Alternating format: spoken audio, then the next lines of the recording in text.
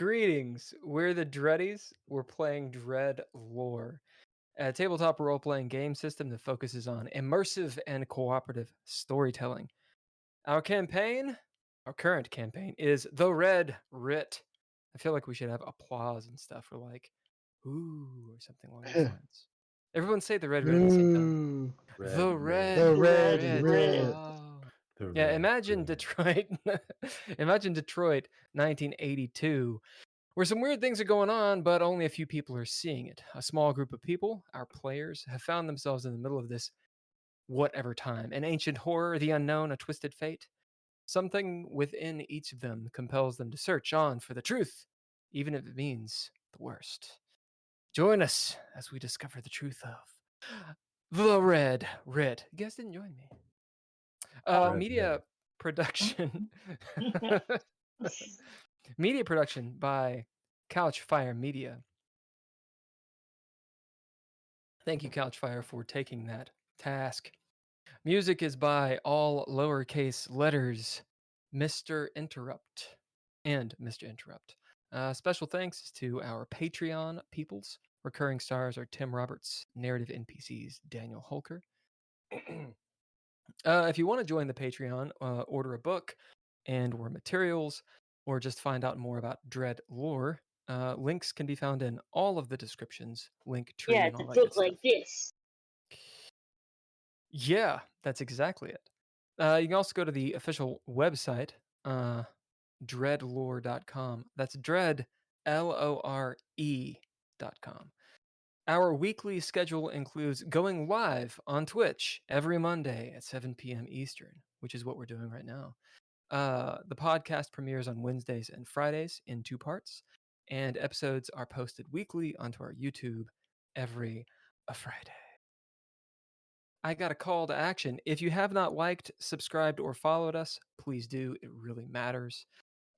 Leave a chat if you're in the chat. Leave a comment if you're not. Who is our sponsor? I can't rely on Holker. I've got to rely on one of you. Who's our sponsor for tonight? The government. Without the government, we wouldn't have the internet. Al Gore is our sponsor. Okay. Well, he made the internet, right? He invented it. According to him. According to him. Yeah. That corgi is sponsoring our episodes. Yes. Yes. Right. Corgis in general, and their name apparently means dwarf dog. Really? Yes. Oh, wow. All right, so our players and their characters. Let's do some introduction. We'll start with Andrea. Yeah, hi, I am Andrea. I play the character Leah Mizrahi. She is a former IDF soldier, as pretty much everyone from Israel is at some point in their lives. She decided to move to the United States when things started getting a little too hairy in Israel when she was trying to raise her family, and for some reason she chose Detroit, of all places. I was told good things, obviously. Yes. Drizzle? I am Simon Vincent. I am a hard-boiled PI. He was a cop, but took early retirement after some bad stuff happened to his partner, and decided to become a PI, and has been doing that for the past 5 years. Sometimes it goes good, and a lot of times it's just taking pictures of people having sex. And sometimes it goes good. I'm playing a character, Nord Zetterberg, who I'm sure my camera makes Simon's camera a little jealous. Like he's probably got some camera envy over my camera, which is awesome. And Nord is a photographer who doesn't do that many drugs. Well, he also has a history in the past and all that stuff, but it's unclear. He does little drugs. And our other player, Holker, will be on a little bit later, here in about an hour. Would someone like to introduce his character? We'll go with Drizzle. He is a border guard, supposedly. I mean, he's got the uniform and the gun, but from what Simon sees, he's not so sure. His name and he is... also Tony Cesarek. He also was gonna be. He was also gonna be a priest supposedly at one point in his life. Yeah, Yeah, he was trying to dodge the draft. yeah. Right on. So Tony Cerniak Zerniak. or Sazerac, whichever one's Sazarec's a better drink. That's close. And then you have an NPC, a notable NPC with you. I'll let Leah describe her. Yeah. So my daughter, Mariah, and she is kind of a little shit sometimes. Not anymore. I mean, okay, fair enough. I was here last session, so we'll see how she, how behaved she is now. But She yeah, kicks she's some about ass 10. now. She's about 10 years old, and she's apparently 10. into the occult. Yeah. Apparently. Yeah, she's 10 going on like 16. Oh. Hey, don't eat my pencils. Delete it. All right. Sorry. Corgi down. Yeah, let's do a little bit of a recap. Pre-rolls are disabled. Yes, that's all good. I don't think I'm actually logged into this thing. To do this, I need to be on a different deal. Sorry.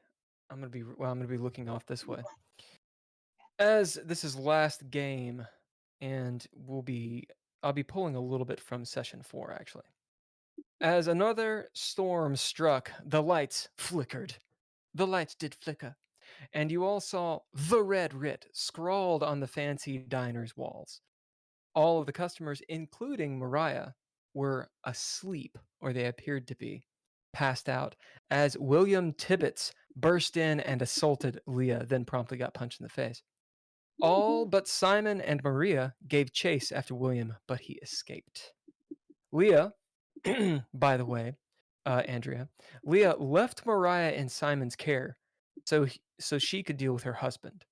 And the group decided to check on Rebecca Foster, the Lady of the Night, who lives next to Simon and Tony. Originally, I had it as Whore, but then I decided Lady of the Night was better. The group and Rebecca made plans to visit the Hideaway Jazz Club after Rebecca revealed that socialites who attend the rich people masquerade parties sometimes go there. Perhaps the next location can be found out.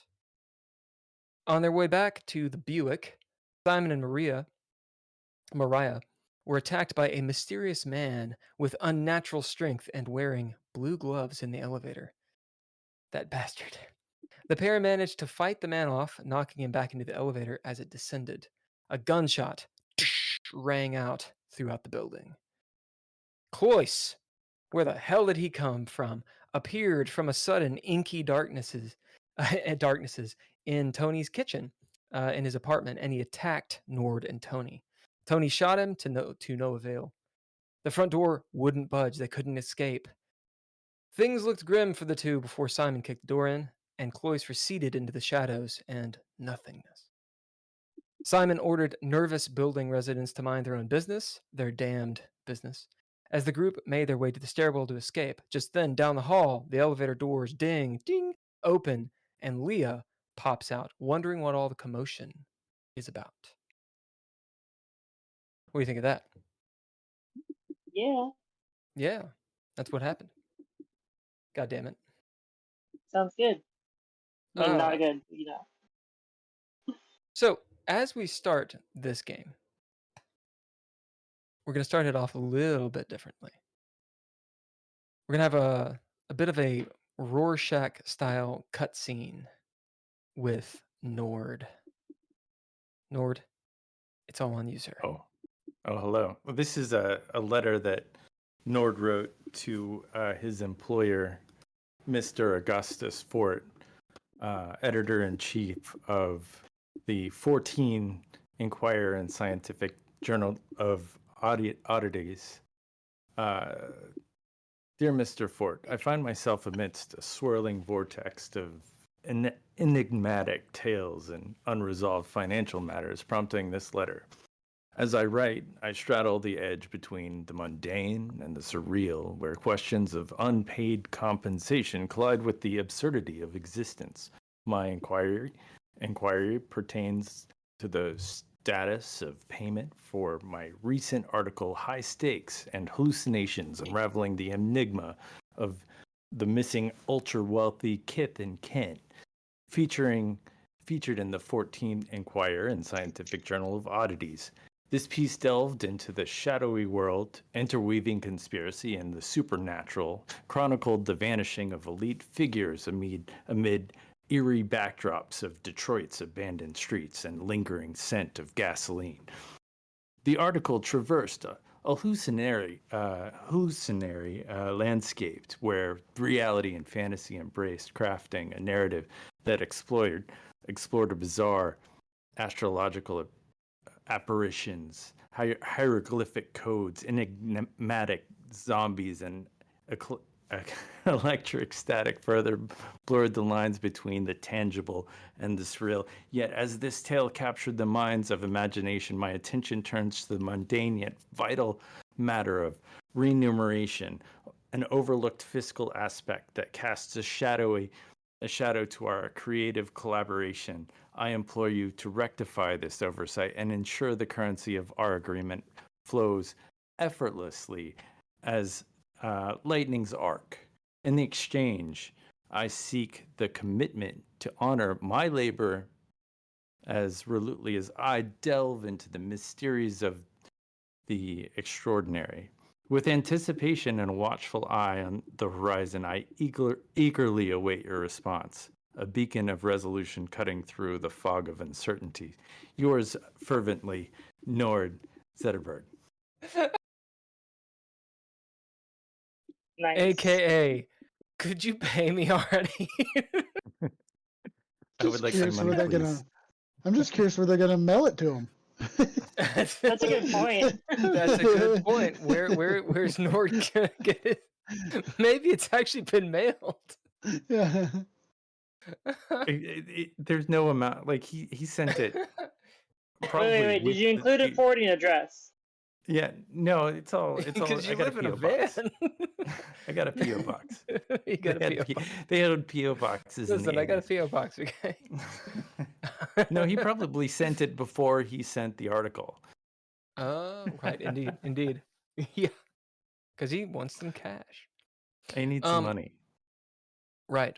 So that is essentially where we're going to start. What's up, Lil Gotham? I don't think I actually have control over the stream right now. It's all on you, Drizzle. How close are we on an ad? It says pre-roll off is 35 minutes away. Oh, nice. Sweet. It played one during the recap, I think. Oh, of course. Yeah. It did. Yeah. Well, whatever. Right. So that is everything. We can actually start playing. So the last we left, as I said in the recap, half of you are in the stairwell. You're in Toni and Simon and Rebecca Foster's apartment building. This is in the Jefferson Corridor. So the nice part of town. And Nord and Mariah are in the stairwell waiting. This actually works out. Toni has started descending almost immediately. He's probably on the ground floor about this point and won't be around for the next hour. Simon is waiting outside in the hallway as the elevator opens, probably assuming that man is coming back up. When he doesn't, Leah, you appear. We'll say, I think. Simon, did you tell Eunice where you all were going? Or did you guys tell? No, you told Leah before she left what you were going to do. That's what it was. Right. Yeah, because we told her that we were going to go back to go talk to Rebecca. Right. So, Leah, how we're going to do this is we actually need to start off with we're going to start off in this scene. And then when it becomes appropriate, which will probably be quick, we'll jump to what actually happened when you left the fancy diner to go talk to Marcus, your wayward husband. Okay, so the Okay. scene is as I described it. This think of Leah. You've just popped out of the elevator. I think you guys are on the fourth floor. And there's only 5 floors in this building we've designated. There's you can go all the way around, as in a master hallway encircles the entire floor, so you can just go all the way around. Gotcha. As the doors open, you look down at the very far end. You see Simon, about half in, half outside of the stairwell, looking. Simon, I think you have your gun, or do you have it out? You have blackjack. Well, no, I did have my gun out, but it was because of the. But it was because of the gunshots, and so it was. So I was like, I was investigating what was going on. Right. Yep. So we'll pause on that until she gets back. But in this moment, you guys can do a little bit of soft role play. So it's between you two. Mariah is just going to be chilling out there. And, of course, Leah is down the way. You all see each other. I'll be right back. Go. Do your thing. Oh. Is he coming? No. Are they after us? Are we okay? It looks Should we like run? We should run. No, calm down. It's Leah. No. She came out of the elevator. Okay. So let's go. We need to get Mariah back to her. So I start, walking towards you guys. Well, What's going on? You seem on edge. Well, Yeah, we're on edge. You smell the smoke. Cloyce came back. Gunpowder. Did somebody shoot the gun? Yeah, Cloyce came back. I don't know what happened. He fell from a 3rd story. He's not dead. I don't know about that, but I wouldn't mind a little bit of pep in his step, like he has. Yeah, no, he threw me across the room. That's why I'm bleeding. You look down, you notice that Nord is bleeding. It's superficial, but he looks like he's been roughed up. You also, Leah, might look down and see 3 or 4 rooms down, Tony's door has been kicked in, and the door is splintered where the bolt was locked. There's also I get the impression of like a Here's Johnny style axe or hammer bust in it. I just made up English there, but you get the idea. I get the impression it wasn't just Cloyce you were dealing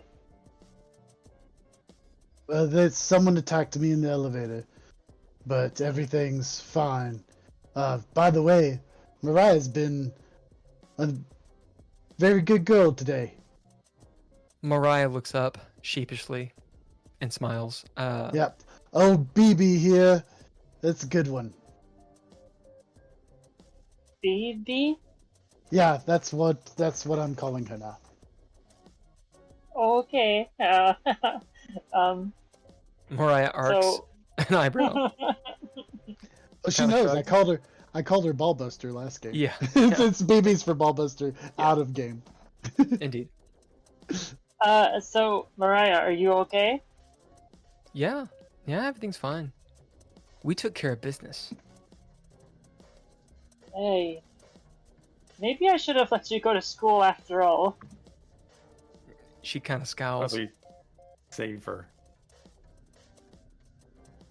I don't know. I mean, all this crazy stuff going on. I'm not sure where exactly safe is supposed to be. But Speaking of, on the 4th floor of this apartment building, Mariah, Leah, you hear unrest within the apartments. A few of the apartment doors are cracked. You see, like, the chain is linked, and people are watching. And there's that haze of a gun has gone off in the building. we'll even say as you were coming up the elevator, you heard a gunshot. We'll say at this point,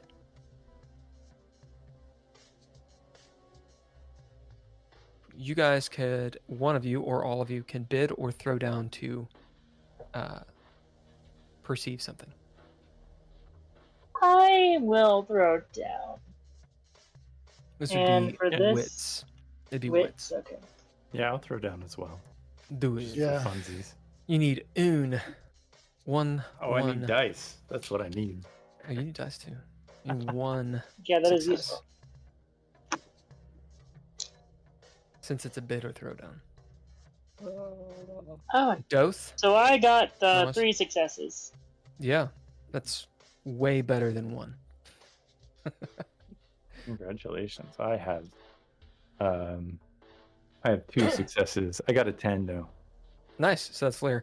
All right. So on a bid or throwdown, the threshold is usually 0, which means all of you crit. You got over, or you got 2 or more successes. So you all have a narrative point. Nice. Right. Since you all did it, I'll give you a little bit of information, extra, different stuff.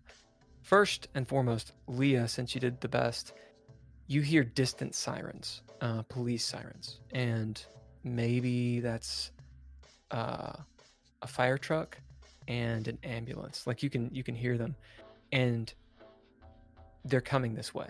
They're pretty distant, but you can tell within a few minutes this place is going to have first responders for sure.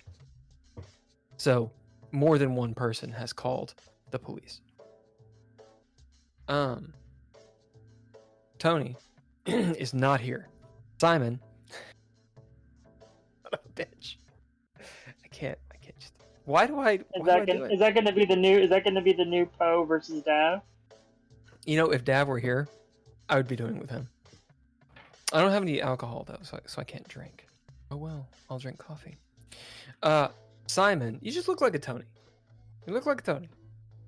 Hey, Toni. Tony. Simon, with your Vits, you hear the unrest. We'll say that you don't hear the sirens. You can just put together that the police are probably on their way pretty soon. You hear the distant of an emergency door echoing from the stairwell, as you can gather that Toni has actually exited the stairwell. A Nord. We're going to go a little bit with your scent of colors that you've used extensively. There is a strange, there's a strange sense, a sixth sense. It's very difficult to describe, right? Because, you know, maybe it tingles all of your senses. That is in this building. It's fading. But now that you've encountered Cloyce a couple different times, you're starting to get this almost taste in your mouth. And it's not a good one. It tastes like salty something, salty bad, some sort of salty spice in your mouth. And it is rapidly fading, receding from what's going on. There you go. Well, do you guys taste that? Do you taste anything funny? Should we like prop Tony's door up? Should we get out of here? I feel like we should get out of here. Am I twitchy right now? I mean, I definitely agree that we probably should get out of here. Well, we should at least set up Tony's, like at least do some. Let me do a little fabrication on Tony's door and like reset it for him. It's fine. It's just been knocked open. You can't fix the door jam that Well, quickly. I can do a little MacGyver on it. Maybe nobody will notice. Can I do that? Can I do I think it's called Oh no, I know it's a thing that I have. Gosh darn it. I'm going to do quick and dirty. It's an ability I have to fix it. Yeah. So you're gonna bid that as what do you go do? I'm just gonna like. Usually, there's when it gets knocked off. I'm just gonna at the hinge where the lock pushes out. I'm gonna knock the wood off because usually it splinters out. So I'm just gonna sort of pull it off and then bring the door back. And I'm gonna look around for maybe I don't know, just a piece of paper. Yeah. And then and maybe some tape, and I'm gonna just write a quick note. Stop by today. We'll be back later. Knocked on the door. See you tomorrow. And then I'm gonna tape it up over where the door damage was done. Yeah, I love that. You don't need to throw down at all. As you all see Nord walk into Tony's apartment for just a moment, you notice that he doesn't go all the way in. Nord, as you get in there, that taste becomes rank in your mouth. It's like you find yourself actually salivating and drooling a little bit just going in the apartment. There's a weird smell in here. That inky darkness from the kitchen, it's gone, but it's almost like the residue is still here. As you quickly do exactly what you just said, he kind of pushes the door or pulls the door to, and just precariously it kind of like rocks a little bit with the wind, with people opening up, doors and it moving. But it's pretty good. Okay, well, What are the let's. rest of you doing? So we're not caught up in interrogations. Let's head down the stairwell, and when we when get Leah farther sees down the road. when Leah sees you do this, basically as you get done and you're walking, with us back, you'll see her eye twitch a little bit, and she'll say, "I hate that actually works." Simon, as you're as you're trying to corral everyone, and I'm assuming everyone is coming with,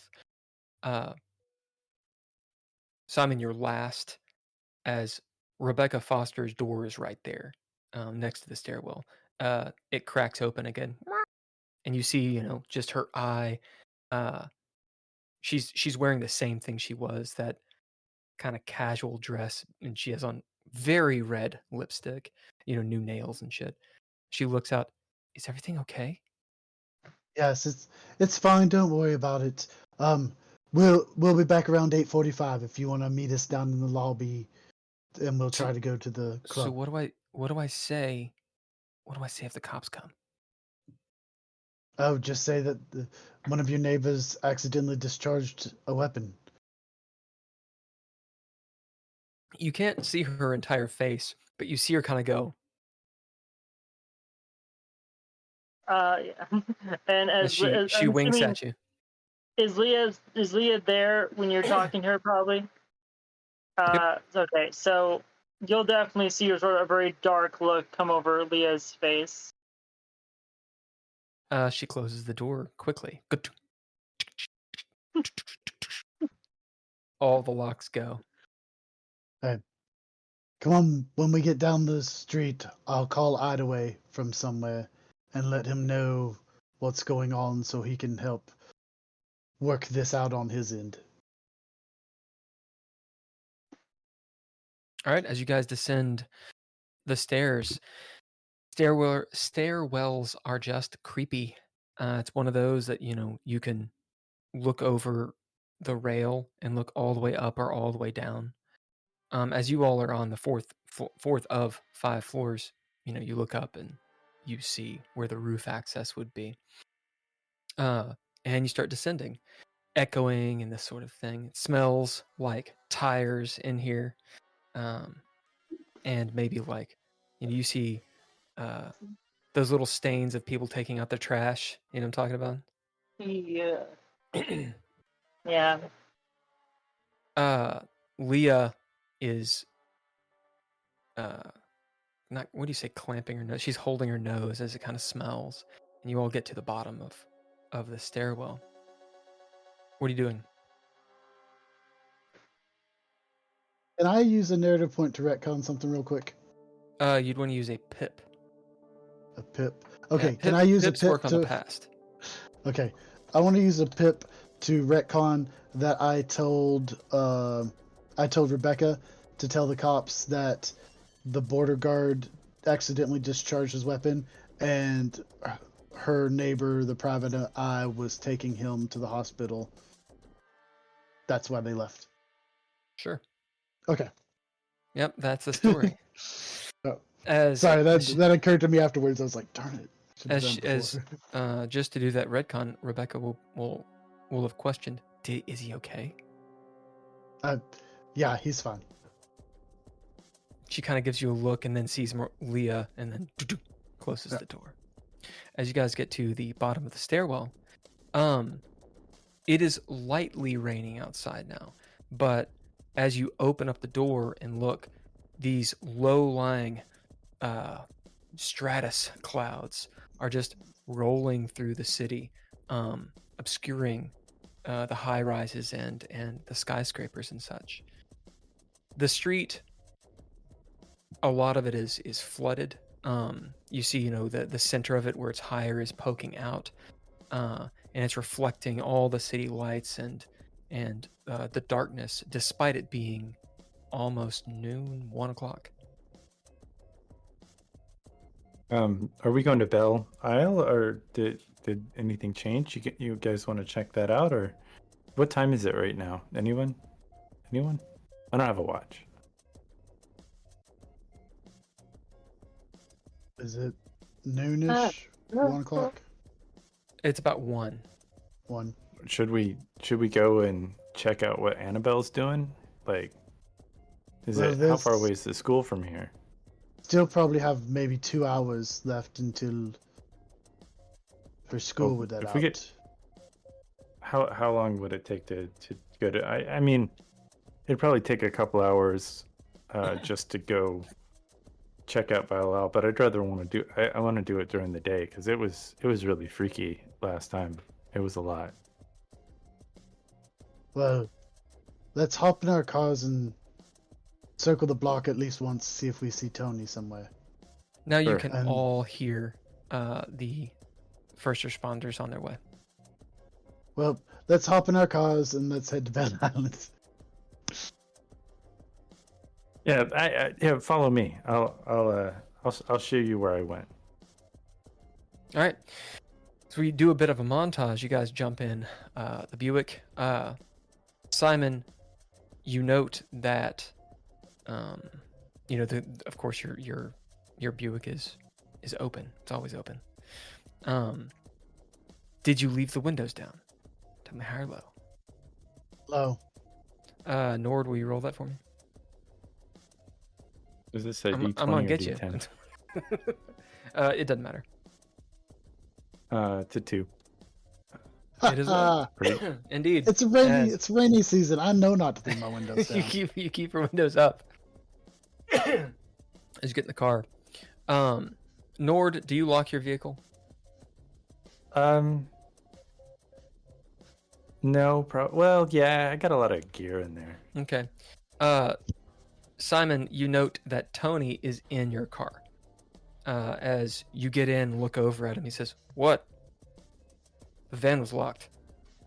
All right. Who rides with who? Belle Island. Mariah, Leah, you notice that Mariah kind of she starts to go with Simon, but then stops herself and then looks back at you. How do you guys go? You can go with him. I'll go with Nord. Okay. You note she doesn't ask about Dad as Mariah goes and gets in the Buick and you two get into the van. Leah, this is the first time I think you've been in the van. Nord, would you like to describe the VW?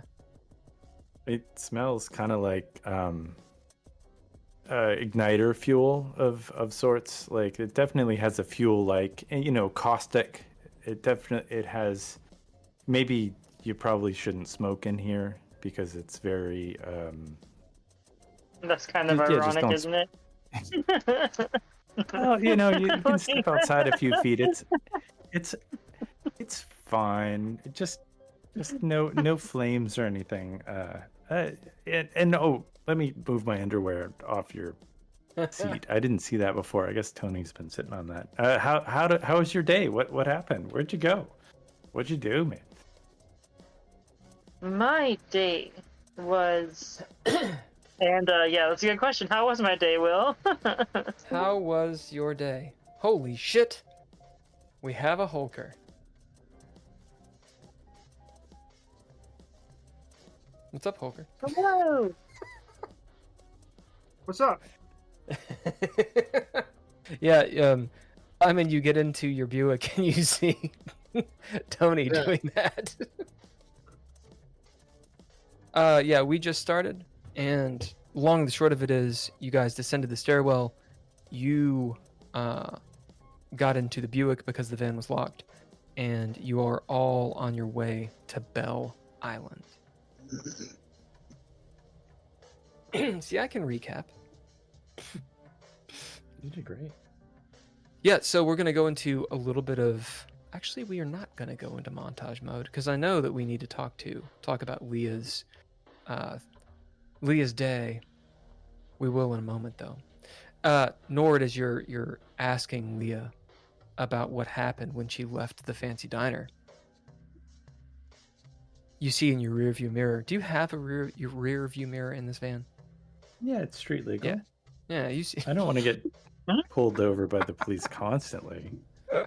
Is it obstructed by the stuff you use to block out the light and make photos, or? No, maybe I can't see out the rear, view mirror, but I can see out the little side mirrors. You note, as you're probably following... Are you following the Buick, or are you leading this time? I'm leading. I Yeah. told him to follow me.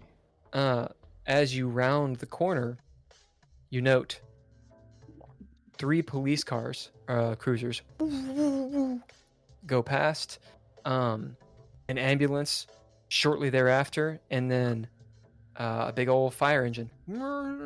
As you guys turn and start heading down the Jefferson corridor toward the docks, which is where you were when the game started.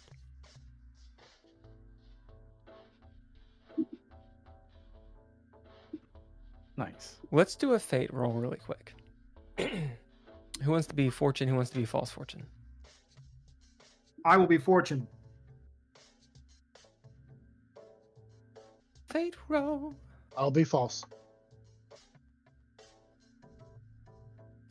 Right. So here are the stakes. The fortune is none of the police happen to notice the VW that they've been taking note of for the past couple days. Huh? This is pre-internet, so, it makes sense. And also, there's other stuff.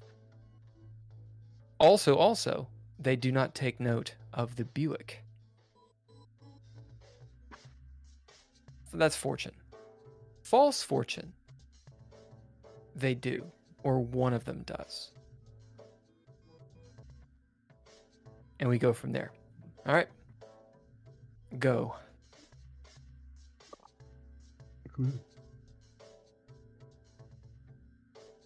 Make it so.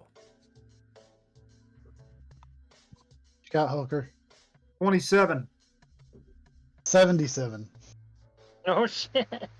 Wow, that's pretty good. I think Hulker should start doing false fortune. You say that though. You say that, but it doesn't matter. It doesn't ever actually matter. No. Maybe I should All do right. falsetto. Shit. All What right. do you have? What do you use to rerolls? Proficiency. Oh, proficiencies. Okay. Yeah, somebody drops up proficiency. I'll drop. Does it matter what proficiency for these? Nope. Okay, And I'll use anyone one of can my do it. proficiencies of my movement proficiencies. Oh. Alright. Yeah, Alright. I got a proficiency. So Holker is fortune. Drizzle is false fortune. Go. Are we doing it again? Yeah. Yeah. All right. Big money. Big money. No The whammies. excitement. You need to buy me a pair of shoes. No whammy. No whammy. Drizzle, you don't. Drizzle, you don't look happy. Holker No, does. this was not as bad. This is probably really bad. What'd you get? What'd you get, Holker? I got another 27. I got 38. Are your dice rigged? They're the Yeah. Yep. All right. Are we doing it again or no? Yeah, I'll do it again. All right. Make it rain. If you get another 27, Hulker. I'll be in the Don't say that. It'll be worse this time. I don't want to be in the 27 club. No, you don't. I don't think you No. can be. Not Not anymore. this go around anyway.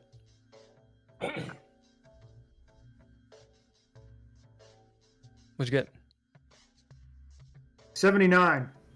Hey, I got a 21, so even if you had Nice. got a 27 a third time, it would have. Nice. All right. As fate would have it, none of these police officers seem to note. Maybe they're, too interested on getting to the scene of a potential crime. As Nord will say that you're doing that thing that we all do when we're watching the police in our rearview mirrors, and we're like, "Oh no, are they gonna come? Don't look at me.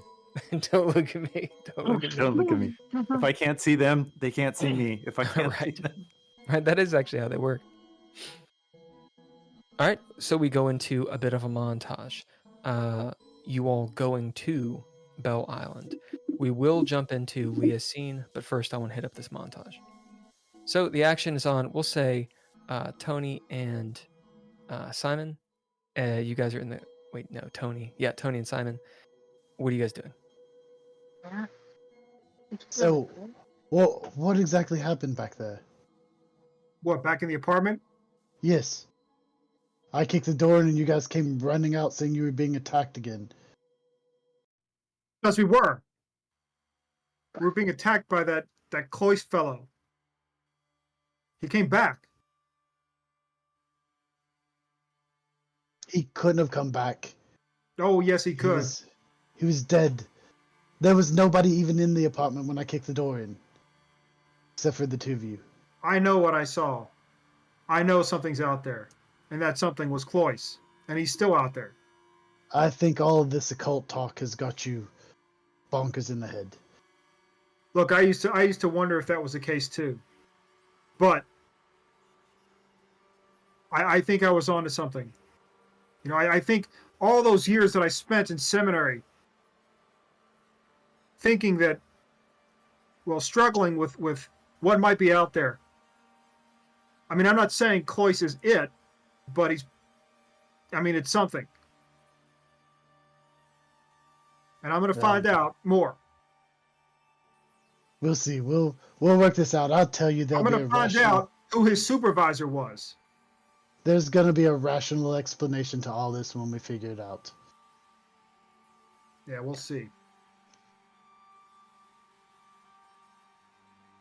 I'm just going to tell you, watch your balls around this one, though. She'll hit them pretty hard. She laughed. Yeah. Leah is not. It's not Leah. Mariah chuckles. She chortles, and kind of like balls up her fist, like yeah.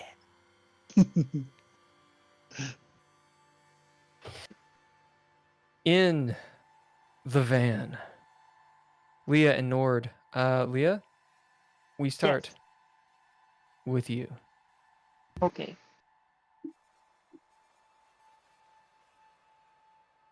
When you left the fancy diner, you took the bus.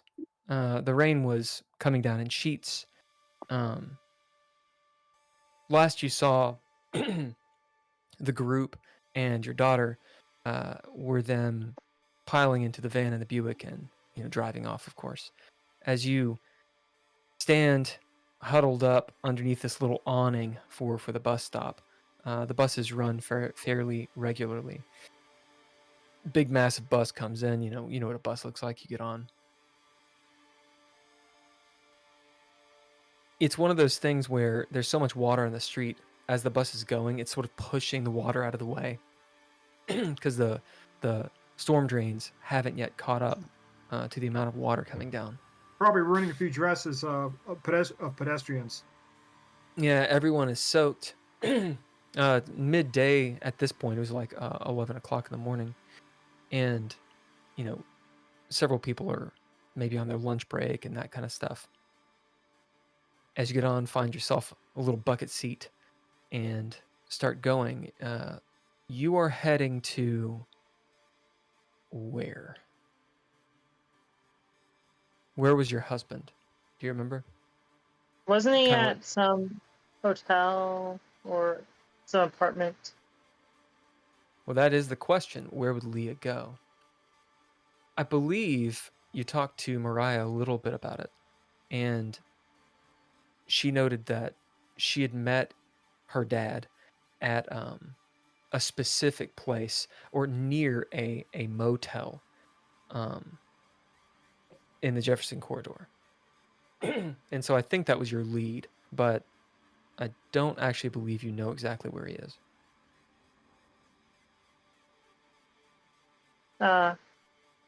So yeah, I'll just Go there. there's probably a city map next to the bus stop, wouldn't there be? Oh yeah, especially in the 80s. So 'Cause, I'll people look on the had to city carry map and see if anything makes sense or rings a bell. Yeah, it's one of those things where the city map is it's old and parts of it are rubbed away. Where popular parts of the map everyone's touched because everybody's got to touch it, so it's like rubbed away and such. On the corridor, there's one specific area you've heard. It's the equivalent of the red light district, and that has lots and lots of grubby handprints all over it. Specifically, there's a string of hotels, and one of them rings a bell. It's called the Love Inn. Lord. Get So it? Sarah, or I almost said Sarah. Leah will see that, roll her eyes, and then turn to face the street again. Yep. Bus appears. There's I can describe this, but it's a bus. You get on. You go. What was did I notice the nearest stop? Like what the nearest stop was on the chart? Yeah. Okay. Yeah, you'll have taken note of all of those things. So do you go directly there, or do you do anything else?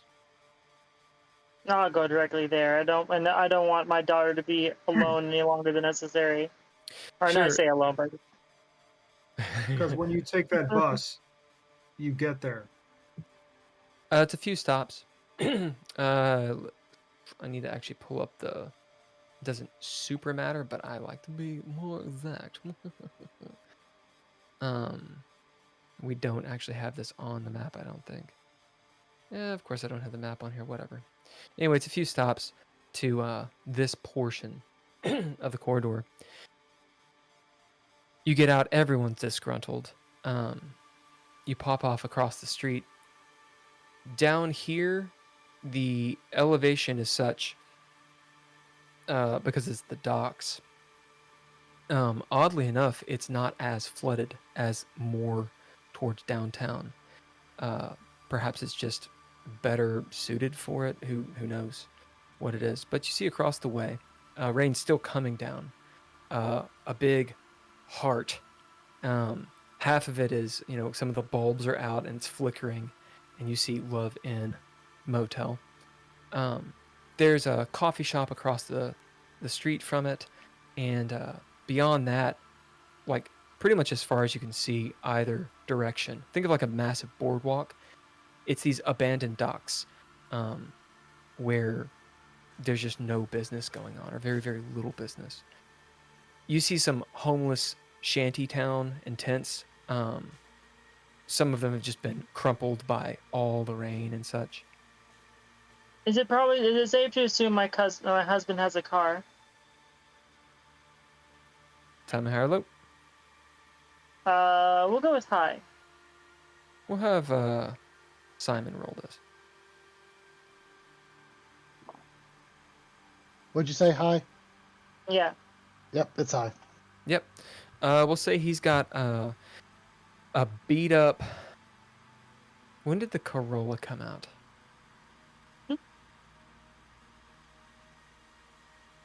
Someone internet foo me.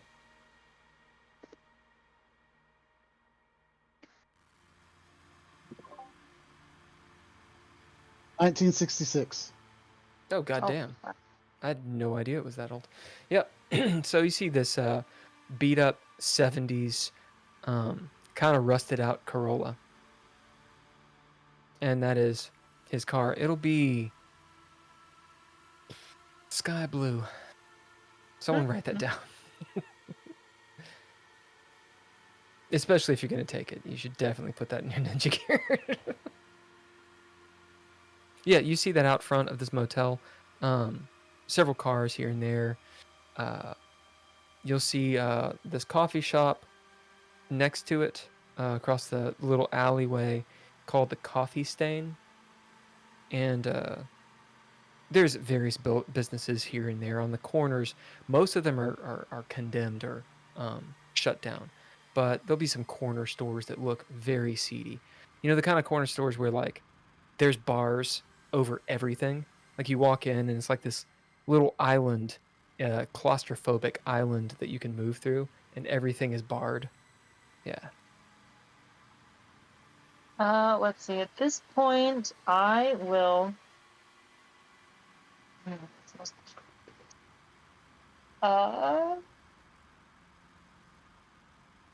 I will. Probably can't. Like, is the coffee shop in view of? Yeah. Okay, the car. Okay, so I will go ahead and go to the coffee shop then.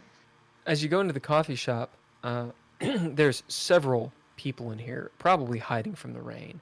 Most everyone has just like a simple, shitty cup of coffee. Think like Waffle House or Norm's, as it were. And boom, you know, it's just like a Waffle House diner kind of thing. You know, seats that face each other, little booths, and it's packed. There's also a little bar. Okay. As in a counter. Are there any? Do I notice that there are any seats near the window? What do you bid? I will bid. I will bid adaptable. Yeah, you notice two people are getting up and leaving as you can get that booth. Okay. So I will go as they get up. I will go sit down where they were sitting. You do. You sit down. Waitress comes over, asks you what you're gonna get. I'm assuming you're getting something. What do you want, hon? Yeah. May I please get a cup of coffee? Do you guys have anything like you just have straight black coffee for the most part? What other kind of coffee you want? Cream and sugar? Yeah, if you could. And also, and I'll just look at the menu. I was assuming there's probably some kind of like waffles or sausage or something like that. I will get a couple waffles and a couple pieces of sausage. No problem. And you kind of hang out. We're going to pop back to everyone else. As you all are driving, Nord, you're up in front. You pull around, actually passing the motel that we're talking about, the motel in question and the coffee shop in question. waters are seeded much more now that the rain has let up. And you know it's only a few miles to your little spot and where you crossed the bridge, the Belle Island Bridge. As Leah is telling you bits and pieces of this story, maybe she lulls in the conversation a little bit. What are you all doing? Anything else?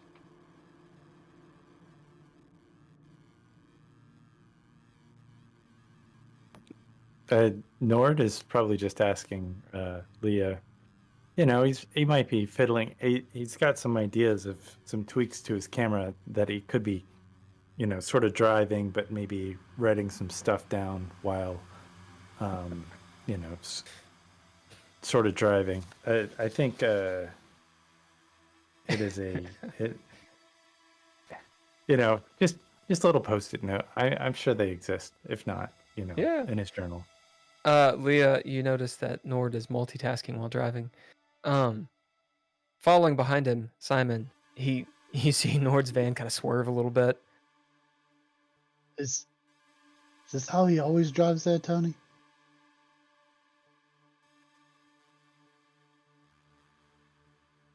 That's what you get. Well, guess so.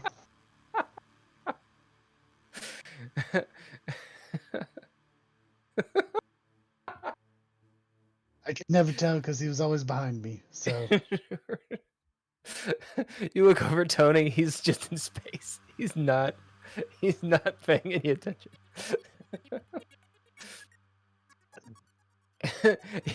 he, Hulker, did you hear the question? you note, like, it looks like, you're like, if there were subtitles in real life, you'd be like, it's almost like his mic's off. I don't think Hulker, can you hear us? Yeah. You know, he can hear us. He's just trolling the shit out of us. Good job. Just making sure. Oh, perfect. As you pass this place, it zooms in. Back in Leah. You've been here for like 45 minutes watching Leah across the way. You've gotten your waffles and everything eaten. The waitress has come back a couple times to fill up your coffee, and you're basically done as she follows your gaze. You might happen to notice her kind of cock her head and sit down. What does this woman look like? We'll start with Tony. What does she look like? This waitress. She has hair. Oh. Mhm. She has hair. Okay. And she has hair and kind of overall aprons. It's kind of like a work uniform, but it's clearly old. She might be wearing a little makeup, but not much. Old glasses. How old is she? I'd say 25. What's her name, Nord? Emma Jorgensen. Yeah, she's Swedish.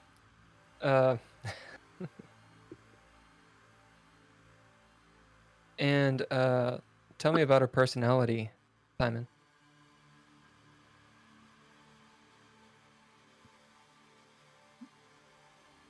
he's well, since she's Swedish, she hasn't been here very long. So she's having trouble picking up on colloquialisms and stuff. She's got the grasp of the language pretty well, but like some of the slang and stuff she doesn't get. As she kind of That's sits not really down, personality, but that's as she sits down. Is your man running around on you? Oh no! Oh no! As she puts her hand out, you see that she has a wedding band on, but there's another band that's black next to it. She puts her hand out and on yours. I know what it is like. Oh dear. Yeah, you could say that. Shit, I don't even know. I don't even remember what accent I was doing. Fuck. Hold on. Welcome to hell. Um, So what's his name? shit.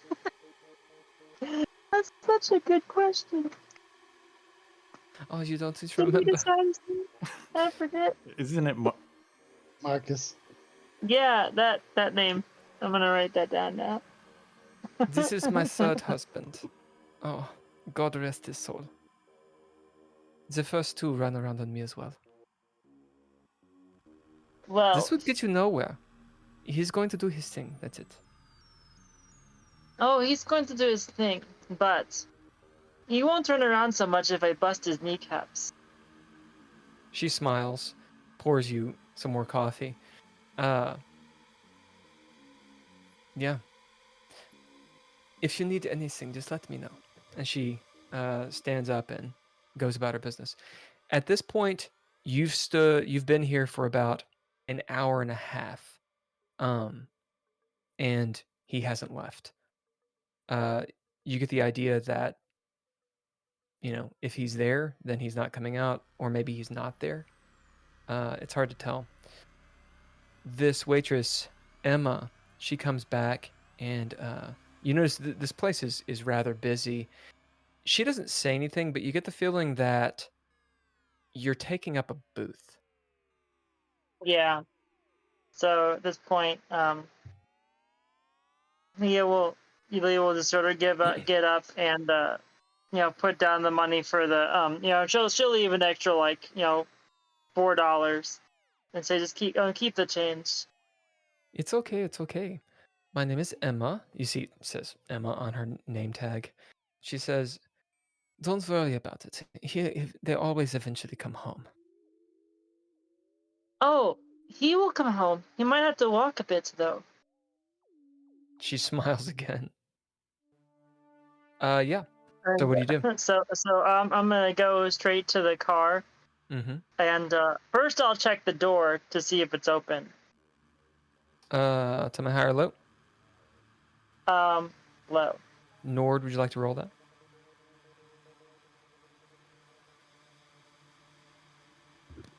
It's a 5. And what is the die you rolled? D10. So that is low. It is unlocked. Do I notice that the keys are anywhere in sight? We'll say that he took the keys. Can I use a pip to say I know that he keeps them in the visor? Yeah, When he absolutely. doesn't. Okay. He's seen a few detective movies. As you get in, you flip the visor, and the spare key pops out. Well, I guess if he wants to run around, he can run some more, and I'll close the door and basically drive off with the car. As you drive off with the car, yeah, we'll say that you parked the car, in the alleyway, of Toni and Simon's building, but you did not take it because you guys were in a rush. Yeah. That way you guys can literally be having this conversation. Okay. Yep. So, still montage, you guys are nearing the place where Belle Bridge is, the walkway. But the action is on you two, Leah and Nord. What are you telling him? What are you not telling him? Yep. Go either forth. I don't know how much you know about this stuff, but I wonder if maybe Cloyce was turned into a golem of sorts. Have you heard of this? Well, I wouldn't call him a golem. I would just call him a man. I feel like that's what men do. I mean, he might be a sick man, Oh or no, sorry, disturbing Cloyce. him. Cloyce, the one Oh, the Cloyce. who's dead. Yeah. Oh, well, he's a sick man too. I wouldn't call him a man, but he's a very sick man. I don't know how he keeps coming back from. No. A golem is a form of a Yeah, I know what a golem is. how do you put- It's like an artificial robotaton or something it's like an that. That is, automaton. Yes. yeah, magically, it's got runes on it, and it. I didn't see any runes on this guy. He just looks like a zombie or a PCP addict. I don't see. I mean, I've done a lot in my life. I've never, seen or anybody take as much damage as he has and just pop out of the shadows like that's madness. But think about this. We've all seen some of these movies that are out now. They say that if a zombie, you kill it, you crush its head or whatever, it dies. But he fell right on his head and he is still moving. So I don't know if he. He didn't have any blood. I mean, when he fell out of your apartment, he was emptied at that point. I think he bled around your apartment. Like, it's not it's not a zombie that I've ever heard of. This guy manifested from. But that's my point. I'm wondering if he is not an automaton or some kind of puppet or something. He's not corporeal. He's like in the ether. He is of the shadow. This is not a being that is to me, I mean, he's a color. I smell, I taste him, He's like a force of will from beyond. I wouldn't call him anything that I've ever heard or seen. It's disturbing and smells bad. Tastes bad too. But I'm definitely. Unfortunately, that's not terribly helpful in knowing how to stop him. Yeah. What happened with your husband again? Did you? I guess you didn't see him. I didn't. Yeah, nothing happened yet. So I'll be interested to see how he gets home tonight. So if he does. So I mean, you don't know. Maybe he's secretly a bail bondsman or something. In his spare time. I mean, why would he give the guy? I mean, I'm just saying. For instance, he probably isn't. He's definitely cheating. Everybody cheats. You're right. So to be suspicious, I'm sorry, but yeah, everybody cheats. That's pretty nihilistic. It's the '80s. Everybody cheats. I mean, we're not. This is Detroit. It's not. We clearly come from very different backgrounds. Well, yeah, no, in northern, the Northwest, marriage is, sort of not really a thing. Marriage is more to like a general, like you're married to your career, or you're married to, maybe a high or something. But yeah, and free love. It's like we're post 60s. It's the time of. I mean, I heard of this thing called AIDS, which I'd be a little careful about, but it's not affecting AIDS, everyone. I've had a few of those in my time as working in the military. Yeah, I don't think it's that kind of AIDS. Anyway, I'm sure it'll be fine. They'll figure a cure for that, just like anything. It's free love, man.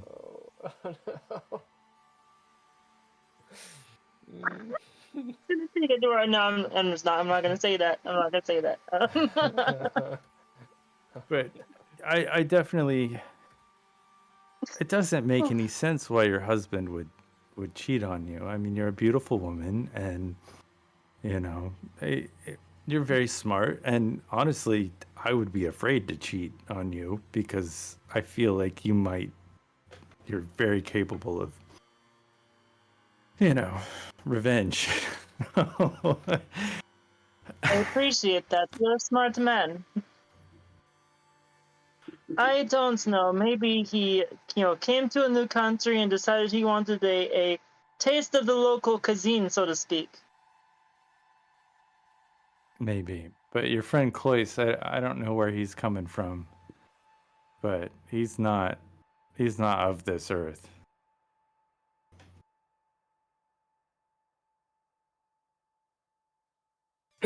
Popping Maybe back we over need to to get like a I don't know, some kind of holy man involved in this. Well, Tony would know better than that. Than myself.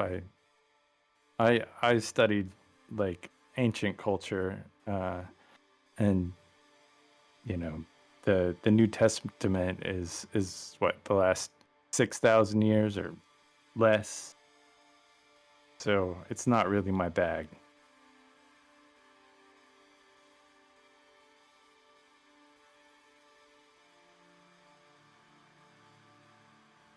popping back over to the Buick. You see that Nord's driving has gotten a little bit better as he's paying more attention to whatever's going on. Are you guys saying anything or doing anything? You pass by the Love Inn motel.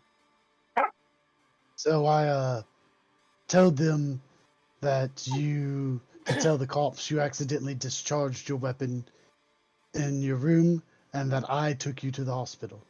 Okay? So we're getting our story straight. That's why we left the scene. I accidentally discharged my. Wait. Oh yeah. I'm not too terribly worried about it. I mean, it happens more often than you think, especially with us. We really should get more time at the range, but I mean, what would I know? I almost became a priest. Okay, they'll let it go. Again, I'm gonna stop. I'm gonna stop at a payphone and give Idaway a call and see if he can help smooth things over from his side. So when we get close to Nord stopping, help me look and see if there's a phone booth nearby. listen, I'm not too worried about it. All right, because I mean, just between you and me, I know a couple things about my supervisor and what he does on his off time, right? So he it's a hornet's nest. I think he won't want to kick. Well, that's only if you were to be fired or something. The police could just arrest you. Oh damn. Well, yeah, let's get our story straight. All right. So when he goes to start looking for a phone booth. So wait, so I'm going to tell him I accidentally discharged my. There was an accidental discharge, and then you're taking me to the hospital. Is what we'll say to the cops later. Yes. I'm not hurt. Well, I know, but we didn't know that at the time. Oh yeah. Okay. But we're on. So wait, where are we going? We're still highway, going to right? Belle Island. Belle. No, we're yeah. good. Yeah. It just gives us a reason that we left the scene instead of sitting around and being interrogated. That's great. That's great. It's good we have someone here to think up of stuff that didn't happen. It's always better to ask for forgiveness than permission. Now, will you start believing the stuff that actually did happen? Which is, I had to shoot Cloyce back in the apartment. You've got all of this occult talk's got you seeing things that are not there. It could have been someone who just looked like Cloyce. Look, let's pretend for a second that we're back in the confession booth, right? And you're sitting on the other side. I say, Father, I didn't sin. I had to shoot someone who was about to kill me. Yeah, so what's wrong with that? Because that's what actually happened. Well, I know that's what happened, but you're going to go in there and tell them that it was a dead man attacking you.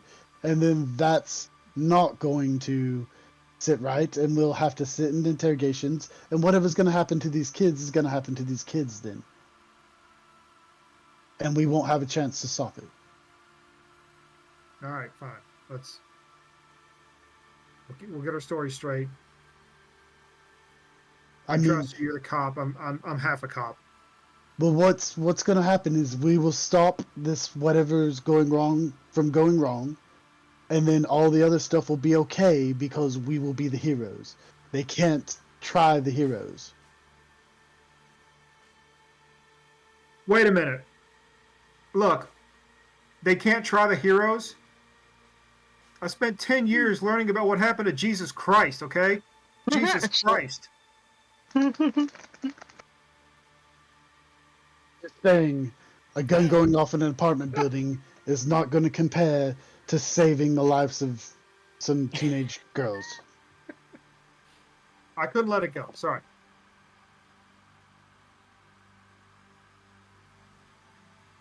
Well, what do you expect? Don't worry, Hideaway will help us fix this out in the end. I just hope I don't see any of my coworkers on Belle Island. Some of them go there for lunch, or dinner, or. Speaking of, as we'll drop back into the Dread, you all round the corner. You go through more and more of these abandoned stockyards and such, and lo and behold, up ahead you see the river, the Detroit River. You see the lake out beyond it, the mouth of the lake and such. Mouth of the lake? Where the lake opens up. Across the way, Belle Island, heavily forested. There's no lights at all on it, although it's still daytime. We'll say it's taken you about 30 minutes to get there, so it's about 1:30 p.m. Rain stopped. You still hear thunder in the distance. The clouds are very low, dark grays and blacks over the water. Over the lake, you can see miles north. There's probably a storm going on, lightning, and it's just incredibly dark. The clouds are flitting about with the wind, sort of a ghostly wind over the canopy, the tree line of Belle Island. And you see this incredibly rickety bridge made of metal, a walking bridge. It's extended from this side all the way to the Belle Island. There's caution signs all around it, signs that say, turn back, there is no hope, don't cross. Nord, as you see this bridge, the last time you saw it and went across it, it was at night and harrowing. It looks even more rickety, and in fact, maybe even lopsided to a degree. It looks like they've attempted some repair on this thing.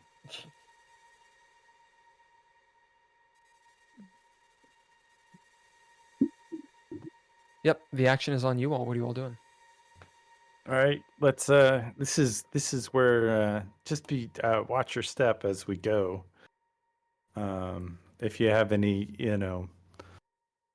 last words you want to say or letters that you need to send off. This is really a dangerous bridge, so we might want to stick together. Is there not a rowboat or anything nearby? I don't know. I never looked. I just kind of walked across the bridge. Well, maybe we should see if there's a rowboat nearby. Is there... You want to steal a boat? Well, if there's just one sitting around, we can row across and row back, and it'll be fine. Sure. It's not called stealing, it's called requisitioning. Ah, okay. I guess we're going to go look for a boat. Is there a phone booth nearby? Yes. Okay. Where you are, you're in kind of the utterly shit-tastic part of town. That's almost utterly condemned. Yeah, we'll say that there is a. In fact, I'm pretty sure Nord used it. Right. In the first who session, would I were you call? not? Did you not I don't use it? think Maybe I'm just making that up. I think you Well, might be anyway, making there that will up. be an old outdoor, so it doesn't have the booth or anything. Right, yeah. And it's all spray painted up and everything. You pick up the handle. It's one of those replacement receivers, so it's blue. It doesn't match anything, and there's like cracks in it where people have just abused the shit out of it. Yeah, you're all there. Are you outside of the cars? Or you describe to me and to each other the scene that you guys are in.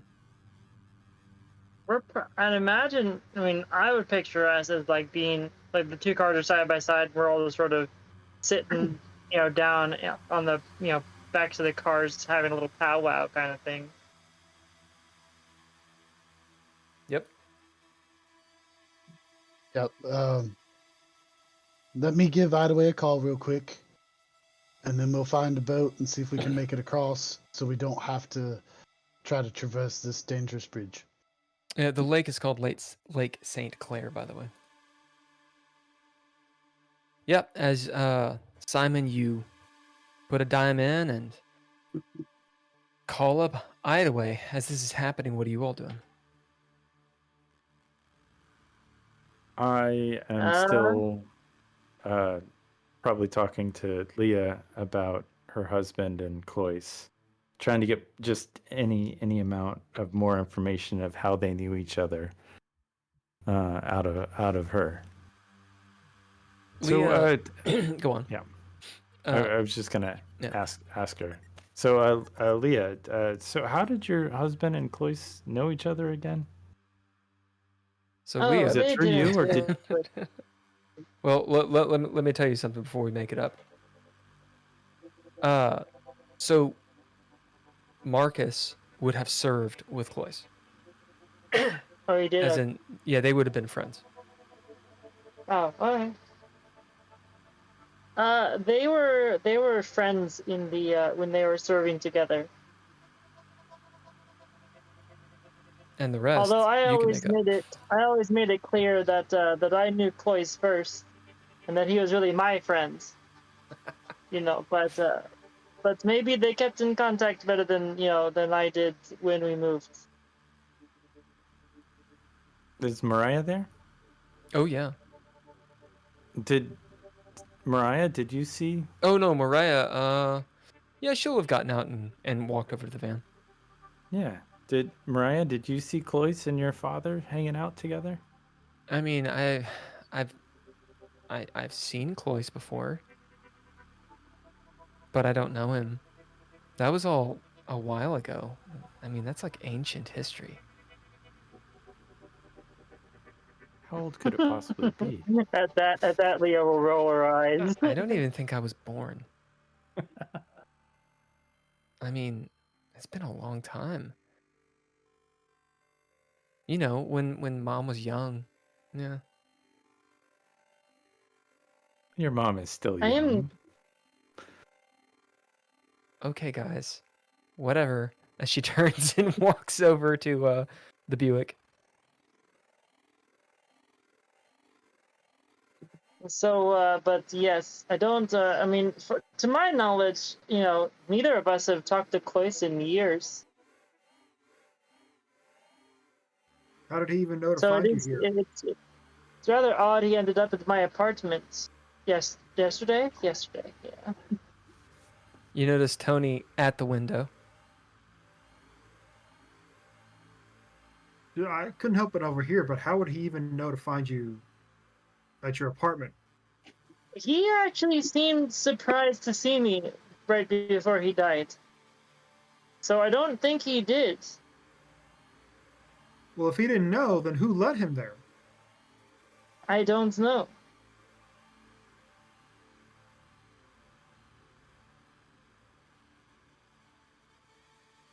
It's a very odd situation. Did your husband talk to him, or? I don't think so. I mean, it would make sense that, if he was talking to my husband and he told us, he said to meet us, here at our apartment, you would know that, I was there too. So I don't know.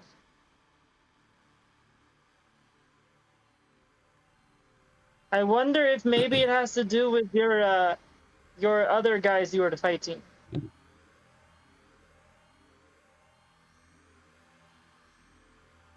I don't know what other guy. The guy that Simon ran into.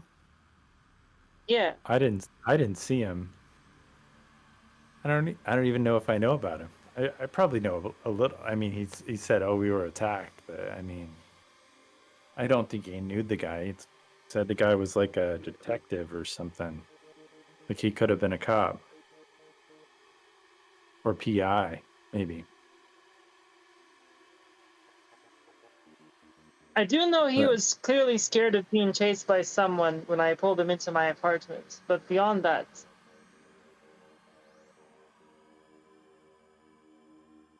So he wasn't always like this. Just attacking people from the darkness. And from the dead. no. You go on, Simon. The phone is ringing. Kind of going. It goes and goes. There are answering machines. Hi, this is. Well, you know who this is if you have this number. Leave a message. Beep. Either way, it's Simon. I was just calling to let you know we are hot on the trail, but something has happened. Simon, is it you? Yes. Oh, hold it's on. me. Let me stop this damn thing. You hear some bustling. What's going on? Hey, well, we've got a lead on maybe where the DuPont girl is gone to. We may be able to find her before anything happens to her. You mean But- Gabby? Yes. That's good. That's good. There was a skirmish. I was attacked, and the other people What the with fuck's me a were. skirmish? Well, there were some guys who attacked us at our apartment Oh, building, and the shit. cops were called. So they found you. Shit. If you can smooth that over on your end, I said that Toni just discharged his Smooth it weapon. over. As you hear him kind of yell. What are you talking Yeah. about? Smooth it over. These people don't negotiate. No, I mean just with the cops, so the cops aren't on our trail. No, If the you cops tell are them, involved. The cops are involved. Some of I don't know who to trust. That's why I came to you. okay, Did Well, they just- finger you? Did they see your face? the cops, the guys who attacked us, yes. Okay. We still have some time. But just try not to keep my vehicle out of descriptions and stuff. I said I took Toni to the hospital because he discharged his firearm. That was the commotion in the Or did he shoot apartment someone? building. Nope, not that I know of. There's no bodies or Okay. anything. Well, that's good. Yeah. There usually aren't any bodies. That's a weird thing. There are never any bodies. Anyway, I haven't been working a long time. I'll do what I can. We're going to follow a couple of leads. Hopefully, we'll be able to find Gabby soon. Okay. You can't reach me at the police department anymore. They're watching it. I don't know who to trust. We'll have to meet up somewhere. Yeah, we're gonna try to go to the Hideaway Jazz Club this evening. Hideaway. Yes. Dangerous. It's dangerous. There's always eyes watching that place. It's connected somehow. I know it's connected somehow. Well, You be careful. that's our You be careful. next lead. Okay. Where are we gonna meet up? It needs to be safe. It needs a place that wouldn't go. We can always meet up at the Fancy. No. I don't trust anyone there. No. Eunice has got our back. She's given us some good leads. You hear him kind of like groan a little bit, like he's just thinking, brooding. Do you bid anything to convince him of that? I'll bid calm, because this is a situation where he's not, and I'm trying to calm him down. Yeah. As you bid calm, and what do you actually say to calm him down? I've known Eunice for years. She's always there to help us. She keeps things mum that I need her to keep mum, and she'll also tell me when other people say stuff that I need to know. You hear him go, okay, and you kind of hear him like move away from the phone, and you hear this. Okay. We can trust Eunice then, okay? I'm worried that she's one of them. She's a sleeper. They're all, they watch at night, when the storm's coming, there shouldn't be this much water. It never storms like this. Not now. Haven't you noticed it? The TV. I busted that thing up, threw it away. It's talking to me again. Well, maybe if you lay off on that nose candy a little, that'll help. You can't go to sleep. Don't go to sleep. They'll find you if you do. Don't do it. Okay. Listen, we'll meet up at the fancy. We only have a couple days before it's gonna happen. Before the reckoning. It's gonna happen then. We'll meet up at the fancy. If I'm not there, meet me at Mount Elliott Cemetery. I don't think they'll go there. I don't know why. There's something about the place. I don't think they'll go there. That's where I've been sleeping. But don't tell anybody. Okay. We'll try to do it tonight after, say, midnight, 1 o'clock, through that area. If you're not there, I'll head to the cemetery. Yeah, if I can't make it there, maybe I'll leave a note with Eunice. But if they're on my trail, then yeah, just meet me at the cemetery if everything goes tits up. Okay, sounds like a plan. Try and get some rest. Yeah. You too. Hey, be careful on Belle Island. There's things out there. Okay. And I'll hang up. You do. And I'm going to come back and I'll be like, yeah, Idaway's going to try and do what he can to keep people off our tail for now. But he's not doing the best right now. We need to try to figure this thing out quick. From the sounds of it, for his sake and for some of your sakes as well. Gee, and I look at Toni when I say that.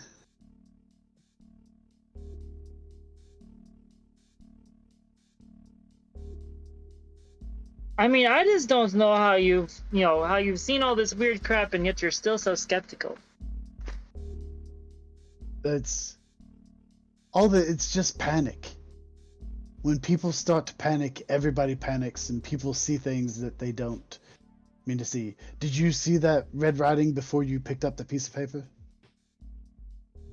No. No, so you found a weird piece of paper and then all of a sudden you're seeing that writing everywhere. Wait, hold on. Did I look at that before I... And then everything starts talking about the occult, and now it's occult stuff everywhere. That's not true. I didn't see. Well, I think I saw it before I saw that piece of paper. But you Or I saw live in something. but you constantly research the occult, right? Yeah, I mean, I've read this stuff before, probably. I mean, you're constantly chasing stuff and taking photos of strange things. What? Like that. Oh yeah, no, I'm good.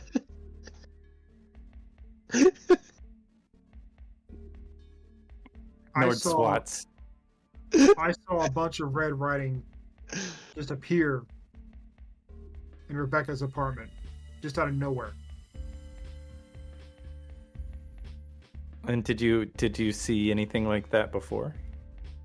Not like that, no. Not outside of a book. Yeah. Not I mean, outside of a book. These hieroglyphics have been around for maybe, a lot longer, 10,000 years, 8,000 years. I just think you're being a tiny bit unfair, personally. Everyone's just all this rain, all these storms have got people up at arms. It'll be fine. We'll figure everything out.